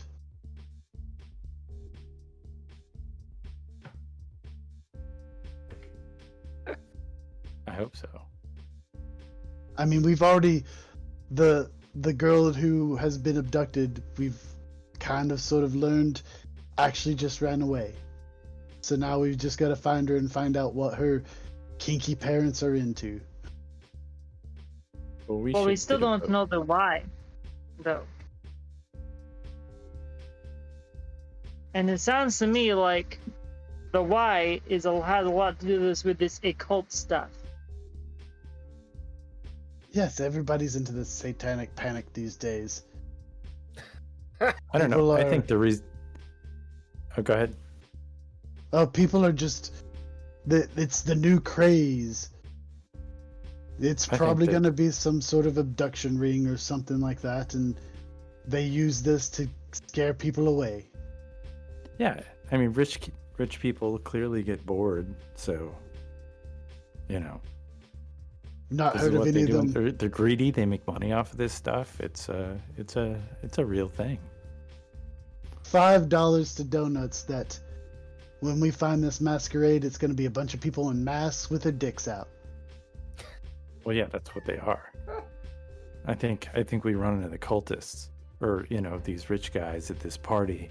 They're all going to be naked and just splayed out, seeing what kind of fluids they can put where, and just painting the walls with this stuff. What kind of fluids? Yeah, they I'm listening to disco. No. The occult was here long before disco and will be around long after. All right? I think there's something to it. I think there's something to this. Now, maybe we don't exactly know what, Simon, but bear with us. Please. No, we need to save these children. I'm in here to figure this out. I'm just telling you that it's probably not as crazy as you think it is. Definitely. I mean, I'm on the side of saving kids. I mean, I'm here anyway. You hear Mariah go. Mariah goes, "Yeah, saving kids." What are you talking about? A dick party? You'll learn that later. Mariah, go wait in the car. Oh, she goes to the Buick in a huff and sits in the car. She rolls down the window. Should we find a boat? I mean, you don't want to take this bridge, but I don't think we just should stand here all day. It doesn't look. It looks like the weather's not getting any better. As you guys are in, go on. I'm not. I mean, I crossed this bridge without too much issue, but does anybody even know how to sail? Is that a thing? Well, I mean, I'd assume it'd be a rowboat or something, but if there is a boat. There's probably a little dinghy around here somewhere. Okay, well, I'm cool with taking the hop, skip, and the jump across the bridge. So I'm gonna. You just gotta be nimble. I mean, somebody might want to help Mariah, unless she's staying. I don't know. That's up to you guys. I'm gonna take a quick cursory look around and see if I can see a dinghy, like a little 3 or 4 person dinghy somewhere. I don't really like either option, but but she can go with us, I guess.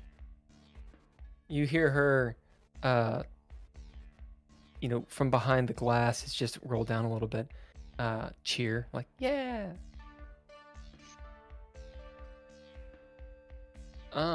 Yes, So let- yes. Can she Let swim? me- Can everybody here swim? That's a good question. Can my daughter swim? So, yeah. What do you? Well, yeah. Let's find out. Sorry, I'm trying to do several things. Can she swim? Tell me high or low. Or you can bid her, and then she can swim. Screw it. I'll bid her. Yeah. Are you all cool? You can with learn bidding? right now. Are you all cool with bidding Mariah? How many bids did we get? So that is actually a good question. 2. So right now Mariah is a notable NPC, which means that she's got a name and, a purpose. Narrative means that she affects the story and, in a larger way, she's more of her own character. So if she's notable, she has 1 bid per game. If she's narrative, she has 3, and she matters a lot more to the story. She can do more, is the idea, but you don't have direct control over her. I would wager that Mariah is more of a narrative NPC at this point. That said, Yeah. it is your all's decision. I'm inclined to agree. I bid several traits to keep her alive. You're welcome, Lee. All right, so we'll make her narrative. A light kind of goes on in her head. So she has 3 bits. Okay. Do you want to bid her so that she can swim? Yes. Is that good with you guys? Yeah, All right. because then Yeah. she's still got 2 more. So yeah. You hear her say, "Of course I can swim. I took lessons and everything." And you find out that, or Leah, you know for a fact that she's actually a rather strong swimmer, despite her being, 10, 11 years old. Right. So, who's going out to check for a boat and all that stuff? Yep. Only you. The rest I of you are can- hanging out. I can help you search, I guess. So Nord and Simon. Oh my God. Nord and Simon are going to the pier essentially, and to walk along the bank to see if you can find a boat. This bridge, it would behoove you guys to actually look at the map at this point, to kind of know what's going on. If you don't have the map, I can actually post it. It is actually It's a posted in long- the group. I've been kind of showing it as we've been going, I'll post it in. but it looks like it's a really long bridge. It's not in like a- it's in the private chat.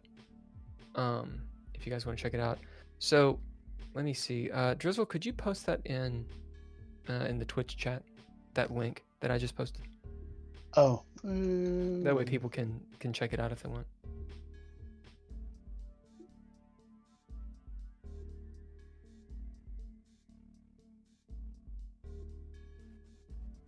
Anyway, so if you check out that map and zoom in on Belle Island, you'll note that there's a bridge to the left and a bridge to the right.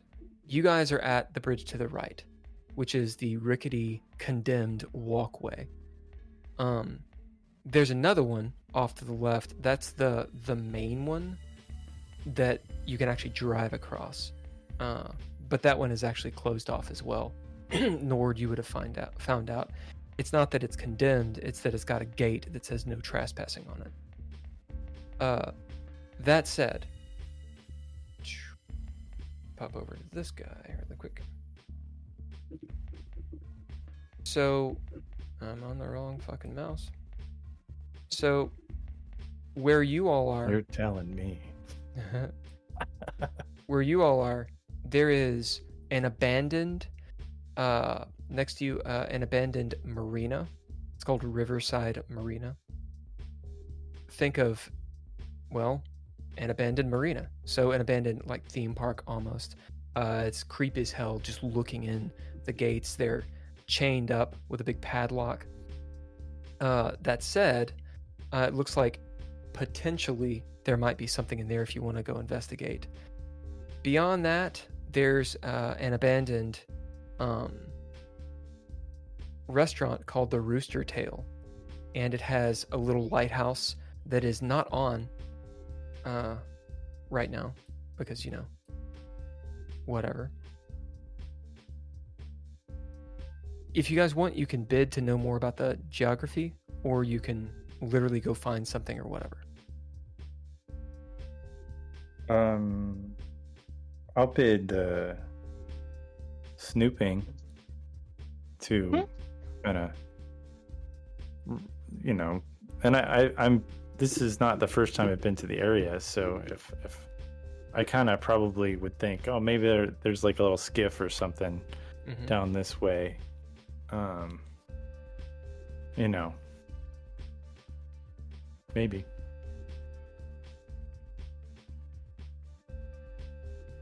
I want to bid. I want to bid priest. Interesting. Yeah.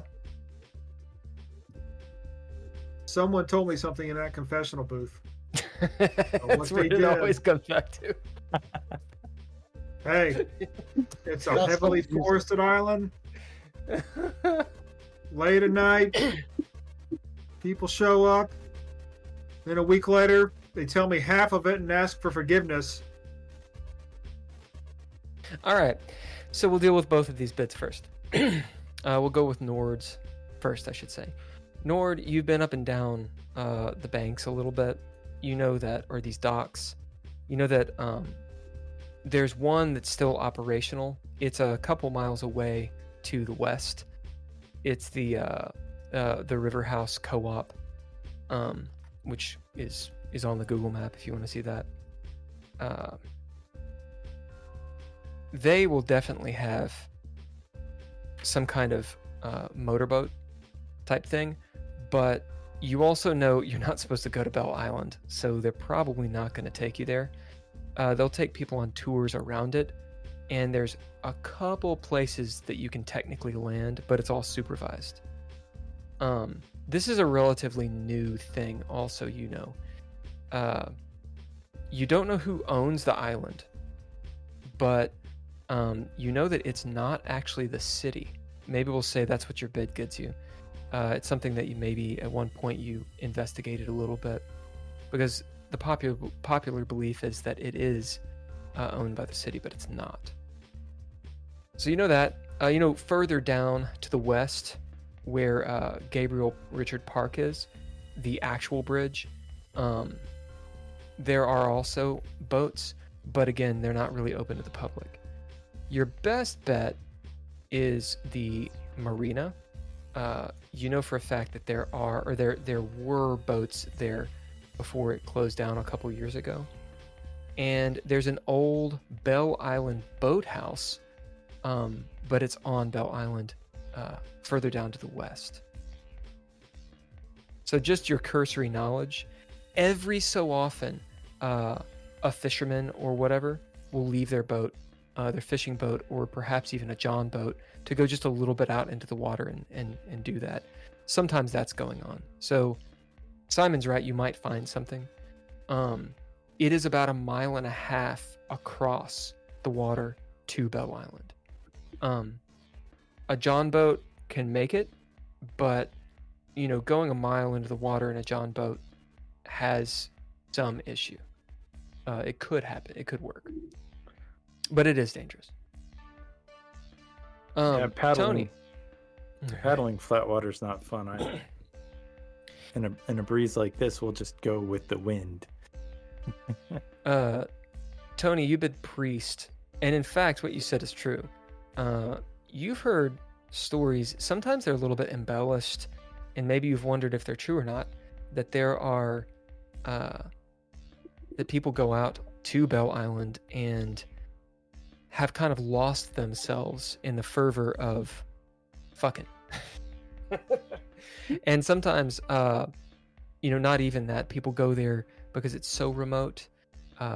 Supposedly they're punk rock parties out there, and people do drugs and sex and rock and roll and a whole lot of different things. That said, now as you bid this, it might cross your mind a number of socialites, people that tithe really well and such, have confessed that they have gone to Belle Island, as well as other places, for soirees, they call it. And it's always accompanied with this idea of just wanting to live and give in to, desires and being cramped up and all the time. And there's something about the island that makes their lovers savage.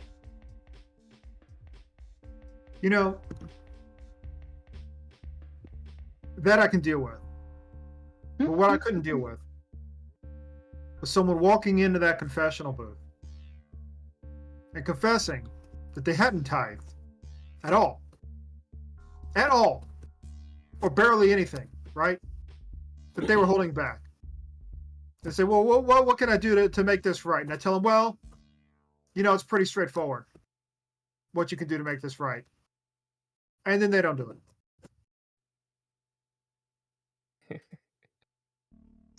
All right, what do you all do? How easy is it to fix this? You don't tithe. You tithe. You pay As it back. Toni goes on a rant about tithing, Simon and Nord, you guys start moving off down the docks. What are you doing? I mean, I've kind of know the area. It seems like it'll be a much faster, a dangerous but faster trek. Just to cross the bridge. I mean, I did it. I'm not the most spry. I mean, I'm kind of fit. I'm not the strongest guy in the world. I could guide you. Would that help? I mean, I kind of worry about if we get in a small boat and a storm comes, we're just out to lunch, I mean, if we're on a bridge and a storm comes, isn't that the same situation? Yeah, well, Simon, you also noticed that Nord is still bleeding. Yeah. I mean, just a little bit of blood. It's probably dried up by this point, but you do have this big rip in your clothes. It's like a gnarly gash. Sure. I definitely have 3 hit points just kind of there. I mean, maybe I have something in my van to clean this up. I don't. You see Nord still talking in like midstream. He's like, hold on a second, turns around back to his van. All right, the action is on you all. Do you have any like antiseptic for that? I mean, I got I got some caustic materials. Does that? That's not the same. That's not no. I got a couple of poisons. I could just. Excuse me, what now? You want to put poison in your wound? That makes sense. Maybe not poison. Poison is probably not a great idea. What about I've got a couple of vials of this liquid that I found. Do you know what it is? I mean, no, but I'm sure it's. I mean, I found it in the van, so it's. That's probably not a good idea to put on your wounds. No. And this is the it one might who help wants me to though a cross the little bridge. It might help you maybe a little bit, or it might kill you. Oh, we're gonna toss that coin. That's a good idea. I mean, they were hippies. They're pretty holistic. Those guys. What's up, Ember? They're all about some, alternative medicine and, getting through the, fighting the patriarchy and all that stuff. Oh no. Simon, what are you doing? Well, we can try and make it across this bridge if you believe in it, but if we get over there and it's hard going, we'll have to find a different way back. Do any of you guys know how to sew up a wound? Yes. Oh, well, maybe you could lead with that. Do you mind taking a look at this? Well, first we need some kind of freaking antiseptic or something. I got some antiseptic, I think, and I'll dig through and is this it? When you get when you pull it out, Leah will pop the lid or whatever and smell it. It's like alcohol kind of thing. Does Is it that what smell it is? like alcohol? Did I tell you what it was? No. You just found it, right? I just found it. It definitely smells flammable. Yeah, it's definitely flammable. Yeah, it'll be pure grain alcohol. Like 2 little. Oh yeah. Oh yeah, this'll work, I guess. And As you in got could a drink it if needle you and wanted. or do you have a needle or a thread? Maybe. I got a van full See of if you can stuff. find some.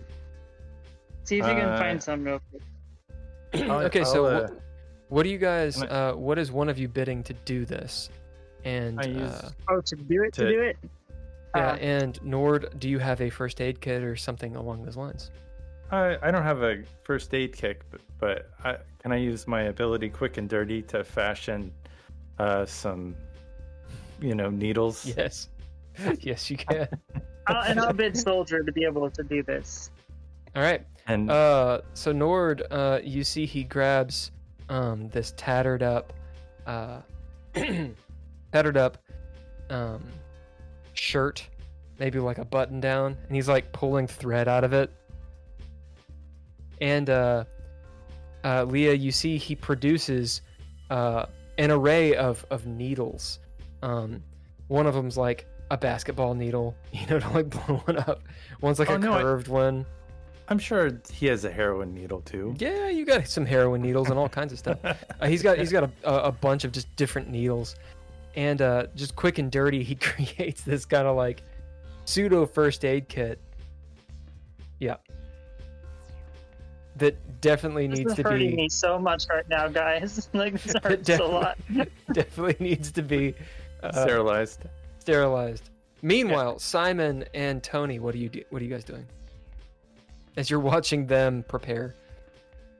I'm gonna go over to the bridge and start looking at it and try to figure the safest way for me to cross it, at least. All right, you go over there. Toni, you staying? You going? You running away? What are you doing? I tell Nord, if we have to get Yes. you give you to the hospital, give them my name. Oh, well, thanks. If you guys wait for me, I know the way. I've done this before. Just tell them my name. Don't go into any details, and that way when someone calls and asks, don't worry about it. Simon, you get to. I have papers. I'm gonna say to Nord real quick. I'm just looking, Nord. I'm not gonna cross yet. I'm just looking. Okay, Okay, go ahead. Mariah is over there. She's looking at the wound. She's like, "Oh, look at all the blood." As you see like it's this laceration that is still weeping a little bit, and it does need to be sewn up. Can't you just use like glue? Mariah says, or like duct tape. I mean, You see her kind of like just technically- geeking out to it. technically you could use glue, super glue, but we're not going to do that. Yeah, we could use paperclip and duct tape. She looks up. At No, Really? no, we couldn't. Don't listen to him, Mariah. He's an idiot. As Simon, you go down to check out this bridge. As you go down there, do you bid anything to do what you're doing, No, or to find something, or to change the narrative to your favor, for example? no. I'm just kind of going.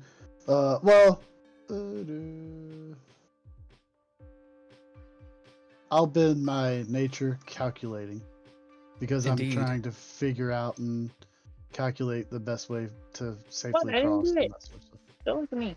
As you get down to the bridge, a couple of things you see just with calculation. And you know what? I'll have you throw down on this. That way you'll have a degree of success. Because you're going to get some sort of success. It's just how much do you get? We'll say, we'll give it a threshold 1. Okay, so wits, right? Yep. Okay. Or mind. Up to you. Do brawn and fix the bridge with your arms. Yeah. I only got 1 success. Yeah, so there's limbo. So you're gonna you're gonna get this anyway. And then with limbo, it'll be this bit of a yes, but. The first thing you see is this bridge looks like it's about to fall into the water. And you might wonder, why hasn't it yet? It's parts of it have fallen out, the slats, it's all wooden, save for, like the frame is all metal, but the slats are wooden, they're rotted out. Many of them are gone. The bridge itself is leaning to the side, and you see one of the supports, the bolts are pulled out. It looks like it's actually been recently damaged, as the whole thing's rusty. This side of it, though, looks like there's fresh metal that's been scuffed off, and it's been messed with. You might wonder, how did Nord cross this? It's 1.5 miles, or 1.2 miles across. You know, the wind is going. It would have been fairly harrowing in the day. It's doable. It's definitely doable. You just don't want to mess up. But at night, in the darkness, like you might even like turn back and look at Nord as he's about to get sewn up and realize, you know, it was a bit of a reckless move. So that's the first thing you see. The second thing is, since you got limbo, you look down, steep embankment to the river where, you know, the water's just sort of gently lapping. It looks relatively calm. The wind is not too high. The storm is out on the lake a few miles away. And you see a John boat. There's no one around it. It has a string with a tied to a rock, and it's kind of like as a makeshift anchor, and it's moored up there on the beach. There are a couple paddles that are stuck in it, and you see that there's a bag in there as well. This is down the steep embankment a little bit ways from you, but in the daytime you can see this, despite it being dark. With limbo, you'll also note, since you're out on this sort of promenade, you look over and see the abandoned marina, and do in fact see a couple larger boats. They're motorboats, and they look like maybe they could be adapted for fishing. They're all behind, you know, a locked fence and those sorts of things, so that would be an issue. But if they have gas, perhaps that would work too. Okay. So I will come back as they're doing this and be like, how did you get across that bridge in the middle of the night? I felt it. I felt it, man. You just gotta be nimble on your feet. Just nimble little feet. And Mariah says, I think we helps. can do it. I could do that. Well, you could do it because you're small. I'm a very large man.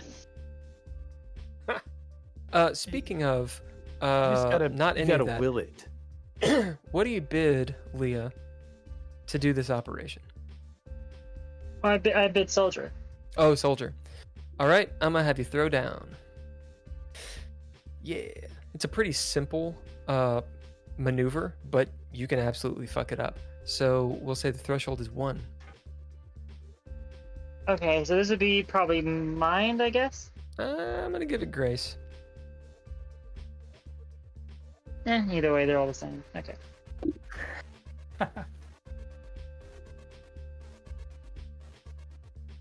Ember says, "How do you do it? Drugs." So I'm gonna bid fabrication. Or Okay, no, like so I'm did gonna you do a for reroll? my proficiency. Yeah, because that was bad. That was not good. Indeed. That might have been Yep. 2 1s actually. Oh, that is an utter failure. So go ahead and do a proficiency. You can re-roll one of those dice. Yeah. Oh, I can reroll 1. Okay. If you do 2 uses, then you can reroll do. the. Yeah, I would definitely do the 10. Yeah, I'll just reroll the 10. That's 4. so that's a So 1 success. yeah, so that's a limbo. You gonna do any ninja gear or anything like that to get an extra die? I actually could I use violence for proficiency for this one? Yeah. How would it work? Like, because I've seen a lot of Yep. Makes because sense. I've been in a lot of combat situations. I've had to, sew people up. Yep. I dig it. So I'll use that to reroll the second one, so I don't have a no success, because that would not be good. I Oh, don't think that's you're good. So supposed that's to 2 put it in successes. that So that's deep. 3 successes. Yep. All right. Ooh. So you have a narrative point. Describe how this goes down with your soldier tactics. You've seen all kinds of shit. Describe it to them, and you have that narrative point, so you can use it if you wish. I won't use it. I'll bank it. But so you'll see Leah, sort of curse when she sees your assortment of needles, and she'll choose the one that's curved, that that as long as it actually has a hole on it, and she'll take your your thread, and she will douse both her hands and the needle with the pure grain alcohol. And then she'll sort of look at you and grab a stick off the ground or something, and hand it to you and say, "Here, put this in your mouth. I don't want you biting your tongue. This is going to hurt a lot." Okay. Uh, Can I just so chew on my she's belt gonna, instead? I mean, Maria's like, go ahead. "Oh my god, are you gonna stick him?" And it's like, and Leah will basically give you a very firm look. "If you hit me, I will hit back."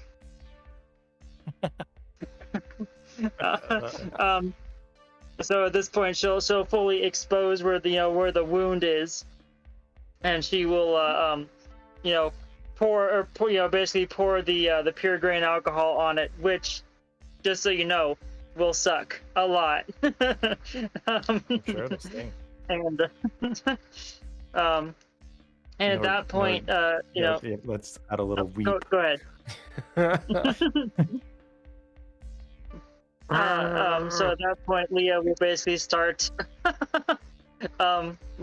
doing her thing. You'll see her start making circular stitches on the wound, trying being careful, but trying to go as quickly as possible to make it to make it as least painful as reasonable. Nord, she is very adept at it. Very firm, as it definitely tingles, definitely hurts. But the way she's doing it, it's just the edge of the skin, and she's done within like 20-30 seconds. Like actually goes over it, and yeah, the wound is closed. Yeah, it actually hurts more now that it's actually tied shut, because you can actually feel it, but it's more just sore and such. But the wound is closed as Mariah lets out a heavy and looks up at you. Maybe you're sweating a little bit. She goes, "You're really tough." I'm not that tough. And this hurts. Ember says, whip stitches it. Truth. All right. Leah will actually look up and say, actually, she's got a point. I've seen I've seen grown men, need to be restrained because they were thrashing around so much. So you did a good job, actually. Well, maybe it's maybe I have some leftover. I don't want to talk in front of the kid, but no, it's just I'm good. I mean, it hurts. It really hurts. At this I point, look at Leah and I say, it's gonna hurt, but I'm sure he's got something for it. you hear a distant thunder of that storm rolling away. It's still dark and all these things, and we're going to take a 10-minute break at this point. Nice. Do I get any hit points back from that, or is it just those are? Nope. I'm no longer bleeding profusely. Yeah, you're no longer bleeding. We'll say that you get 1 plot armor back.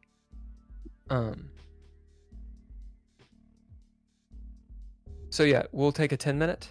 Leah will end off by basically saying that, okay, so you will get, don't make any sudden movements, because with this very lackluster string you gave me, I can't promise it won't pop back open. I'll do my best.